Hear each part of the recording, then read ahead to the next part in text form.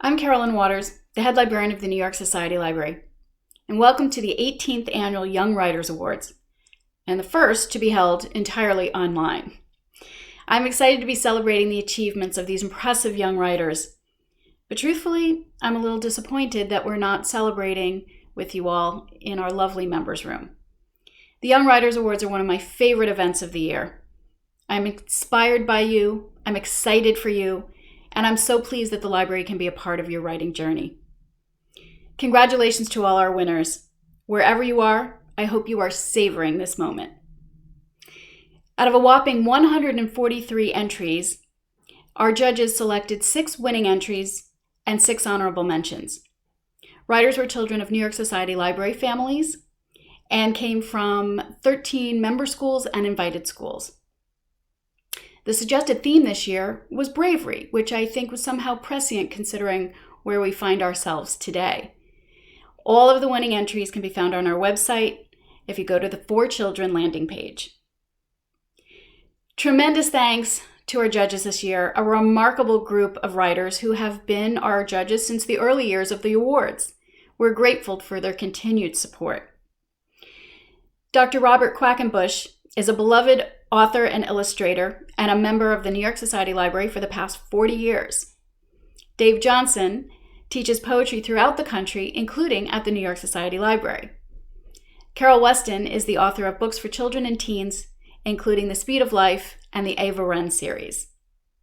Edra Ziesk is an essayist and novelist whose books include Acceptable Losses and The Trespasser. Up next in our virtual ceremony, a message to you from each of our 4 judges. Please enjoy the program, and congratulations again to all of our winners.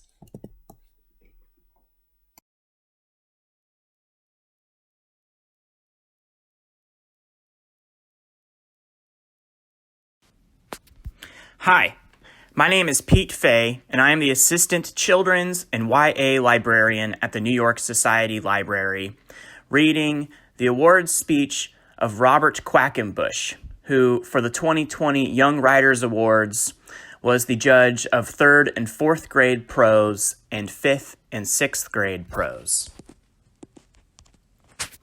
Hello, I'm Robert Quackenbush, author, artist, educator, and member of the New York Society Library since 1979. It is my honor to once again be a judge at the library's annual Young Writers Awards since the year of the founding of the awards almost 2 decades ago. This is the first year of the awards that we meet in a new place, at our own homes to be exact, because of our present worldwide health crisis. Even so, I will say the same thing that I have said at previous ceremonies, and that is that selecting the winners this year was very tough because the stories were all so wonderful. To me, every entry was a top prize winner, especially the 2020 entries because they display the well-known fact that artists and writers often express in their work what is happening in our times. Moreover, the themes of these 2020 entries are about bravery, changes, caring for others, and friendships, which is exactly how we are living in these stressful times. For the 2020 entries from young writers in the 3rd and 4th grades, I chose for first place Vivian Solom's story entitled The Smallest Voice, about the bravery of the protagonist of her story standing up against a classroom bully by recalling supportive words her mother gave to her. For honorable mention, I chose Summerlow's story entitled Dinner Time, about an older sibling in a family making dinner for a younger sibling when their mother is ill. Congratulations, Vivian Solom and Summerlow. For the entries from young writers in the 5th and 6th grades, I chose for first place Charlotte Sleeper's story entitled Viewing a Superhero, about a girl becoming an unexpected superhero in a supermarket. And for honorable mention, I chose Leah Eagle's story entitled The Letter, about a young man's, the author's father, arrival in America from Russia. Congratulations, Charlotte Sleeper and Leah Eagle.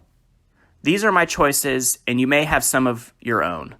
All of these stories were written by gifted young writers. James Joyce, the Irish author of A Portrait of the Artist as a Young Man, said that the making of an artist is exile, solitude, and cunning. With that in mind, today is the perfect time for creating many stories and releasing our full potential as writers. The cunning part is exploring new ways to tell our stories and finding the right people to exhibit and publish our work. I wish you all good luck with your creative endeavors.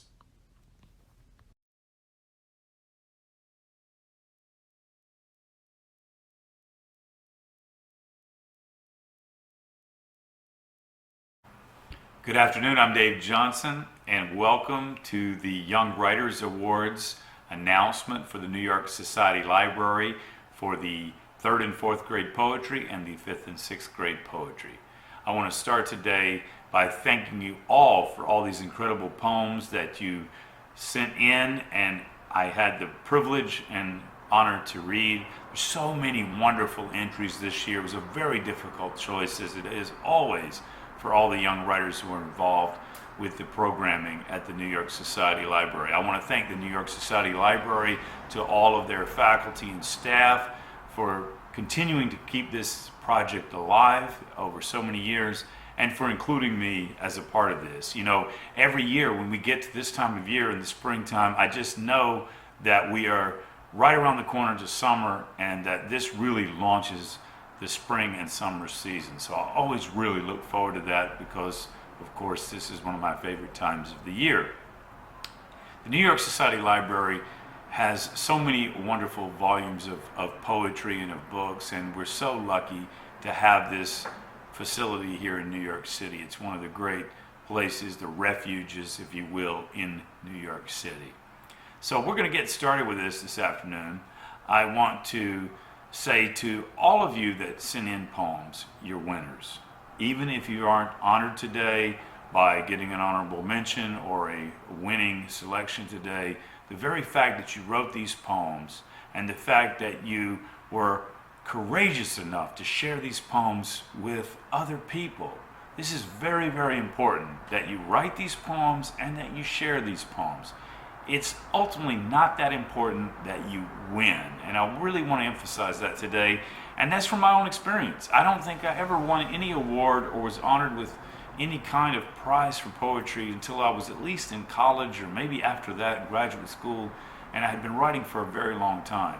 So I want you to understand, in the 3rd and 4th grade, the 5th and 6th grade, I was not writing poems the way you were writing poems. Whether you win a prize today or not, I was not even creating poems at that age. And I've been very fortunate to have a wonderful career. It's such a lucky thing to do.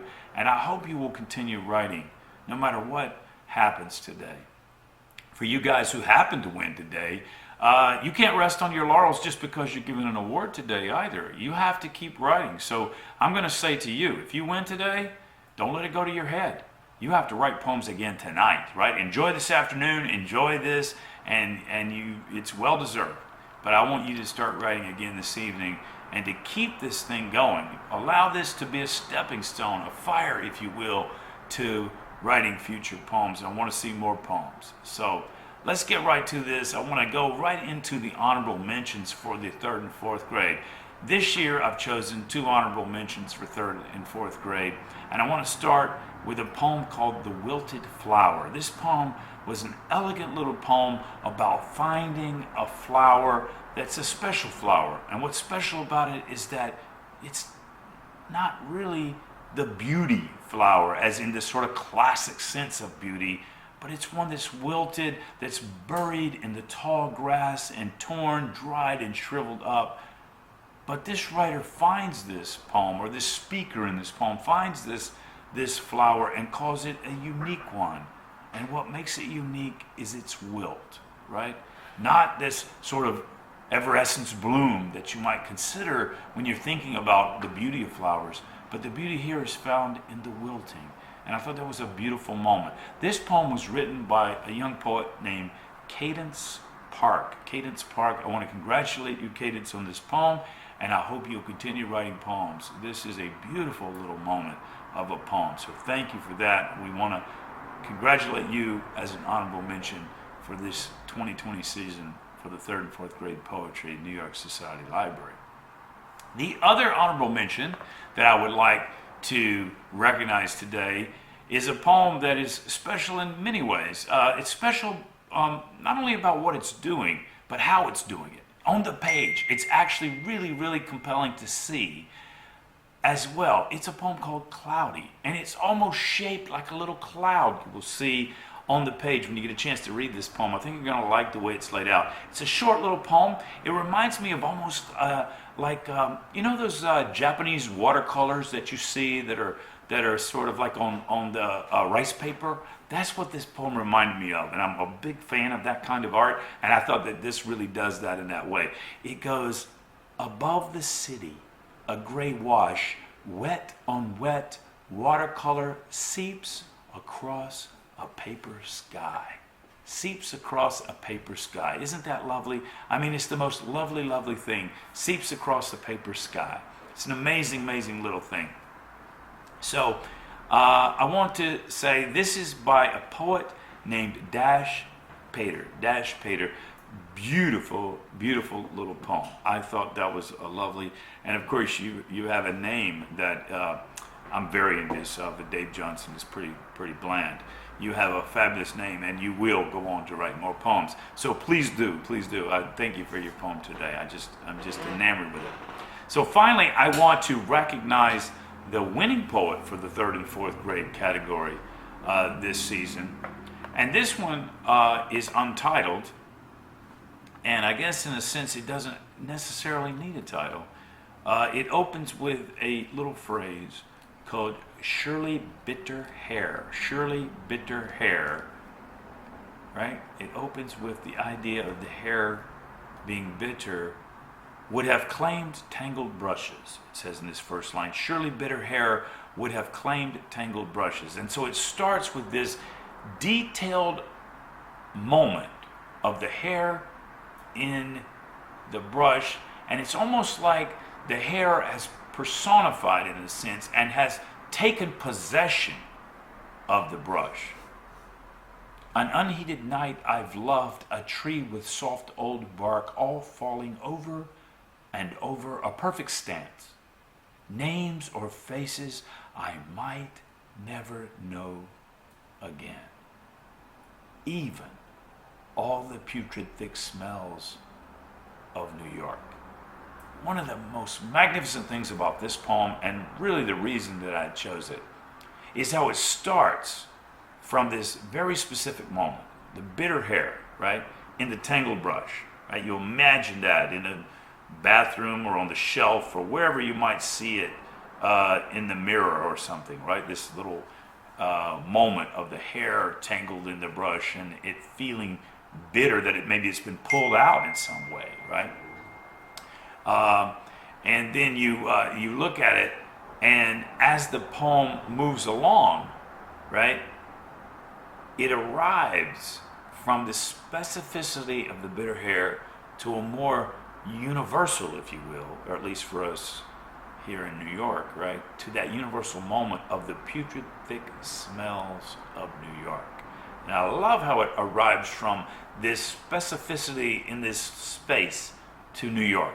And I think it really opens up, and I think that is a really travel, if you will, a little journey we've made with this writer. And I thought that was one of the most magnificent things about this poem. And so this poet, I want to say congratulations to Ruth Minland. Ruth Minland wrote this poem that I am calling Surely Bitter. It's actually untitled. But Ruth, congratulations as the winner this year for the 3rd and 4th grade poetry prize for the Young Writers Awards here at the New York Society Library. Just a magnificent poem. And now on to the 5th and 6th grade poems. We didn't receive as many in the 5th and 6th grade category, so I decided this season to choose a winner, right? To choose one single winner. This poem is called Today I Know. The special thing about this poem, as I was reading it, it's 5 stanzas. Each stanza begins with today I, and then a verb. Today I see, today I sit, today I feel, today I know, and then the final stanza is a singular line. Today I know. Right? So it repeats that from the fourth and fifth stanza, but it stands alone. Each time through, when that idea of today I and something new happens in the poem, the see, sit, feel, and know, we get an image that moves from the individual to something that we have experienced before, that we're familiar with, to something that is new and outside the self. And I'll give you an example of what I mean. Today I see the snow fall in the same way it has many times. So you're in this place of knowing that you're familiar ground, right? Today I sit in a broken, abandoned shed, the same one I've known for years, looking through the cracked window, right? So it's moving from this place of knowing to a place of action, if you will, activity, something that's occurred, right? And in fact, the idea of sitting is not necessarily the action, but it is in the sense of being in this place that is familiar and being abandoned ultimately. In the third stanza, in Today I Feel, I find a cat in an alley and take her back with me because I felt that she needed the same things I did, right? In that line, we move from the individual thought about the self to the other. And I think that's a big motion and movement and happening in the poem where you move intellectually, if you will, the idea of moving outside the self and thinking about something or someone else. And ultimately, in a poem, that is something that I really am inspired by as a reader. The idea that the poem is about those who are powerless, and the poem itself imbues power, gives power, if you will, to those with less power. And that's what happens in this poem, right? And finally arriving today, I know that although I don't have a home, my hope is not lost, and it never will be. Today is more peaceful than all and any other day. I don't know. Something about the bright white layer blanketing the mangled grass, something about this calm snow comforts my mind. Today, I know. Right? It's a beautiful, beautiful little moment here. And again, we've taken a journey with this poet. This poet, congratulations to Madeline Coble, who wrote this poem. This is a beautiful poem, Madeline. Congratulations as the winner for the 5th and 6th grade category for the Young Writers Awards right here at the New York Society Library. I want to thank you all for these poems that you have sent in, to all the winners, to all the families. I want to thank all the teachers, all the people that have been involved in these young people's lives at this critical moment of writing these poems and making this happen, because with your encouragement at this critical moment in their lives as young artists, you give them the opportunity, and that's all that separates any of us in this world, is opportunity. So thank you for these poems. Thank you all for your submissions. And I want you to know again that whether or not you were honored today, the fact that you wrote poems, the fact that you had the courage to share those poems at such a young age makes you a winner. Thank you very much. Be well, be happy, be safe, and we hope to see you very, very soon back here again at the New York Society Library. Thank you.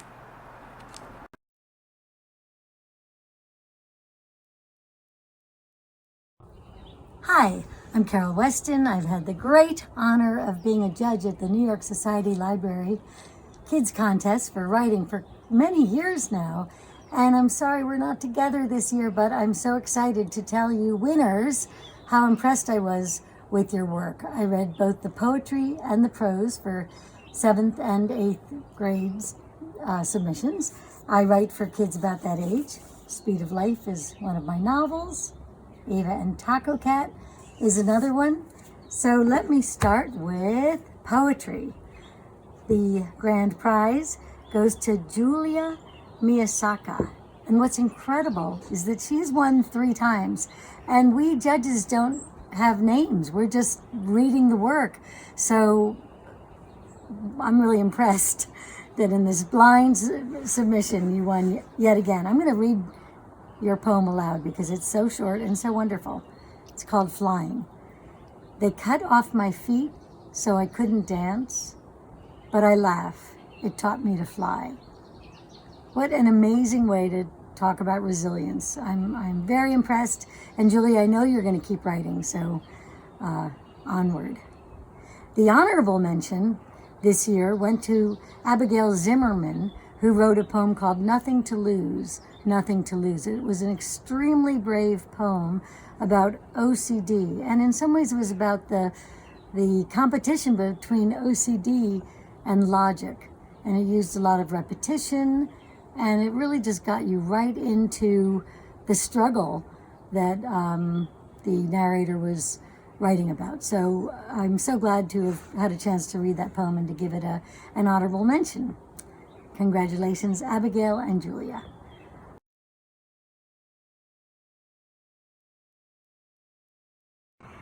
In the category of prose for 7th and 8th grade, the winner was Rose Yardini. Her story, called The Test, was excellent and harrowing. It was sort of a grim story for these grim times. The stakes are very high for a 13-year-old. And spoiler alert, things do not go well. But the writing is really good, and you feel this kid's pain as the cool serum is being injected, and she is saying it is not fair. Really well done. The honorable mention goes to Nishta Roy, who wrote a story called Biking in the Age of Corona. And what I really liked about that story is she captures a moment. She captures the moment when she realizes that this brave new world we're all in was real. It wasn't just something on television news. So she's not only helping us experience her sort of holy moly moment, but at the end she hops on her bike, and again there's resilience. She's realizing that she's going to have to live by new rules for a while, but that she can do it. So that was very brave. And Nishta, I also want to say that I watched you read the Langston Hughes poem for the library, and I was very impressed. So thank you to all 4 winners, and I really encourage you to keep writing so that we can keep reading your wonderful work. Thank you.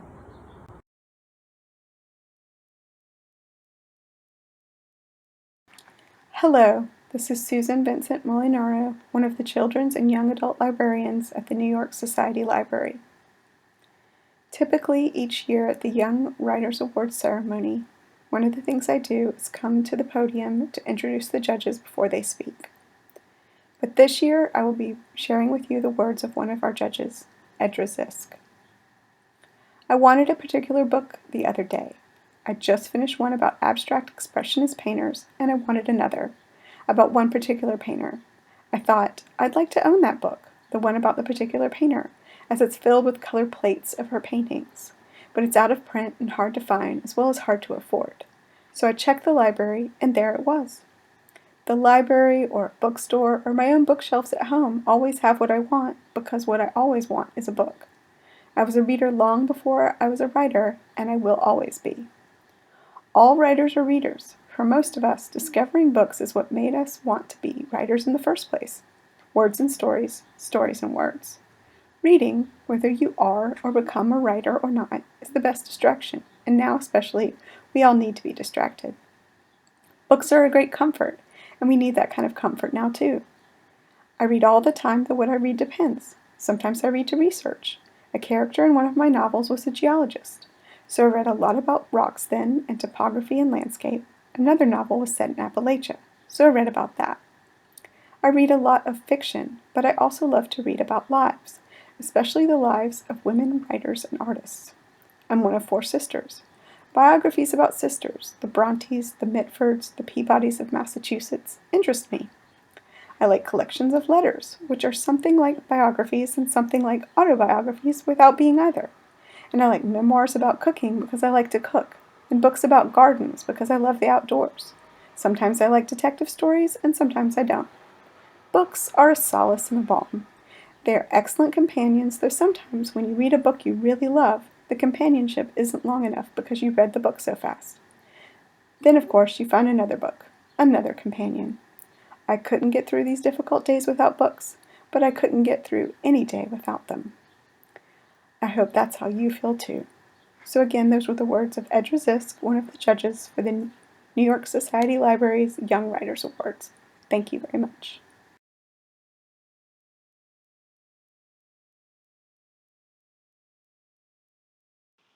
Hello, I'm Randy Levy, head of the Children's Library. While this is not the way we anticipated celebrating the Young Writers Awards this year when we first started receiving submissions back in January, I am so glad to be able to celebrate all of you today as spring blooms just outside all of our homes. To those of you who won an award this year, I heartily congratulate you on this achievement. I want to take a moment at this time also to honor and recognize and acknowledge all of the young writers who participated in the competition this year, whether they won an award or not. To all of you brave young writers who submitted an essay, a poem, or a story, thank you for sharing your words with us. We hope that you will continue to express yourself and share your creativity with the world through your writing. On behalf of the New York Society Library, thank you